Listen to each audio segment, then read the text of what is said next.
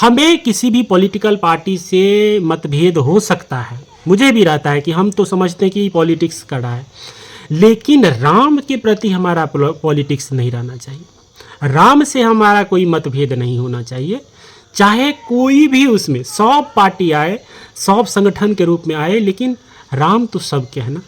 हम तो सोचते हैं कि ये लोग सारा जीवन राम के प्रति व्यतीत कर देते हैं और जब वो फल काटने की बारी आती है तो पीछे हट जाते हैं, ये सोच के कि हमारा सम्मान कम होगा, वहाँ राजनीतिक पार्टी का ज़्यादा सम्मान होगा। स्वाभाविक है, वो प्रधानमंत्री हैं तो उनका सम्मान ज़्यादा होगा, लेकिन राम के प्रति हमारे हृदय में जो स्नेह है उसमें तो हम आगे हैं ना।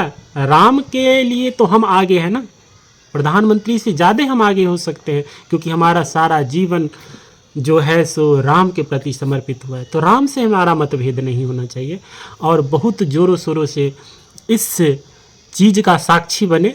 और बहुत बड़ी लड़ाई लड़ी गई है और बहुत लोग थक करके चले जा चुके हैं और इस सुख का सुखद अनुभव हम लोग मनाए। ये जिस दिन ये आंखें देखेगी, मुझे तो लगता है 22 जनवरी को जिस दिन ये आंखें देखेगी तृप्त हो जाएगी, तो आखिर राम मंदिर का निर्माण हुआ। बहुत बहुत धन्यवाद। जय श्री राम। जो 22 जनवरी को राम लला विराजेंगे उसके लिए बहुत सारा पॉलिटिक्स हो रहा है।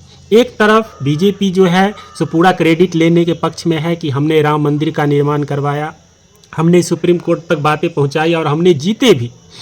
दूसरी पक्ष है जो पॉलिटिकल पार्टी कहती है जो आप लोगों के भावना के साथ खेल रहे हैं, इस तरीके से बात कहते हैं। जो आज शंकराचार्य के कुछ लोग, उनकी अलग विचारधारा होती है, वो लोग नहीं आ रहे हैं, तो इसके पीछे पॉलिटिक्स हो रहा है। विपक्षी पार्टी को और कुछ नहीं मिल रहा है तो वही शंकराचार्य के सहारे अपना राजनीतिक रोटी सेकने का कोशिश कर रहे हैं। लेकिन सही अर्थों में हमने देखा है कि राम मंदिर के लिए जो लोगों के अंदर में सपना था, वो मेरे परिवार में मेरे परदादा थे, उनको हमने देखा है। 108 वर्ष तक वो जीवित रहे थे, वो मरे थे तो हम लोग भी कंधा दिए थे, इतने बड़े हो गए थे, उतने बड़े तक उनको देखे थे। सुबह सुबह उनका आँख खुलता था तो सवेरे सवेरे सबसे पहले वो रामायण का किताब पढ़ते थे और उनका मानना था कि रामायण बिना पढ़े बिस्तर से पैर नीचे भी नहीं रखना चाहिए। इस तरह की विचारधारा के थे और उनका मानना यह भी था कि जिस दिन रामायण नहीं पढ़े उस दिन खाना खाने के अधिकारी आप नहीं हैं। उनको हम लोगों ने देखा है कि उनकी आंखों में हमने देखा है कि राम मंदिर का एक सपना था और वो जो बातें करते थे तो उस वक्त तो हम लोग धिया पुता थे, नहीं समझ पाते थे कि वो कहना क्या चाह रहे हैं। लेकिन आज उनकी बातें और उनके किए हुए जो कर्म थे और उनके किए हुए सपने जो आज पूरा होने वाले हैं राम मंदिर के रूप में, तो वो मुझे जो है ना कुछ कुछ याद आ रहा है। उनकी आँखें हमें दिख रही है क्योंकि उनकी आँखों में एक ललक और एक सपना था कि राम मंदिर का निर्माण हो और अपने जीते जी राम लला उसमें विराजे, इस तरह का वो सपना था उनके अंदर में। आज हम लोग बहुत भाग्यशाली हैं, आज हम महसूस कर रहे हैं कि राम मंदिर क्या है। बहुत भाग्यशाली हैं जो आज हम लोग साक्षी बन करके 22 जनवरी को देखेंगे कि साक्षात राम प्रभु जो है सो मंदिर में विराजमान करेंगे और इसके लिए इतना बड़ा संघर्ष हुआ था देश में। हमने बस उनकी आंखों की जो भाषा है उसे हम देखते थे और वो कहते थे कि 3 तरह की सेवा होती है, तन से सेवा होती है, मन से होता है और धन से होता है। आज देखिए धन से लोग करोड़ों में खर्चा करना चाहते हैं। आज देखिए देश में कितना उत्साह है, कहाँ कहाँ से आज मिथिला से बाहर गया है, हर देश के कोने कोने से कुछ ना कुछ जो है रामलला के लिए वहाँ पे अयोध्या पहुँच रही है और राम मंदिर तक पहुँच रही है।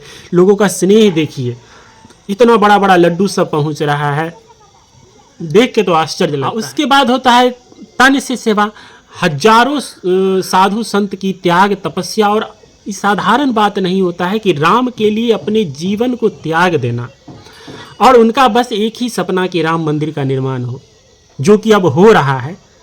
लाखों तपस्वी जो है तपस्या करते देह का उनका विलीन हो गया, लेकिन आज उनकी तपस्या का फल जो हम लोग भोगने वाले हैं, तो हम लोग बहुत सौभाग्यशाली हैं जो इसकी साक्षी बनेंगे। ये साधारण बात नहीं है। उसके बाद होता है मनसा सेवा।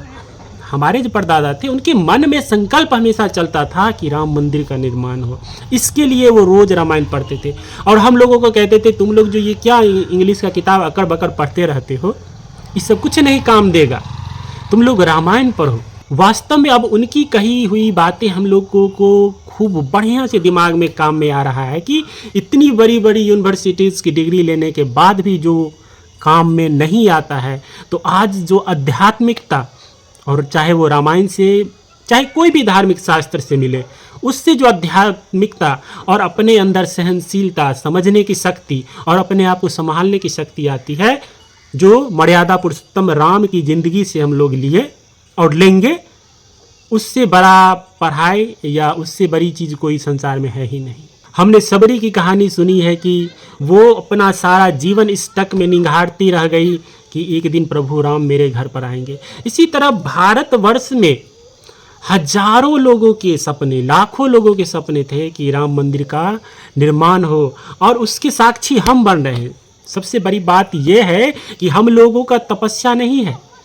बाप दादा पेड़ पौधा रोपता है तो उसका पोता जाके आम खाता है, ये बात सच हो गया। तो उनकी हजारों साल की जो तपस्या थी, उनका फल जो है से साक्षात 22 जनवरी के रूप में हम देखने वाले, ये साधारण बात नहीं है। तो इस हर्षो उल्लास में हम रहें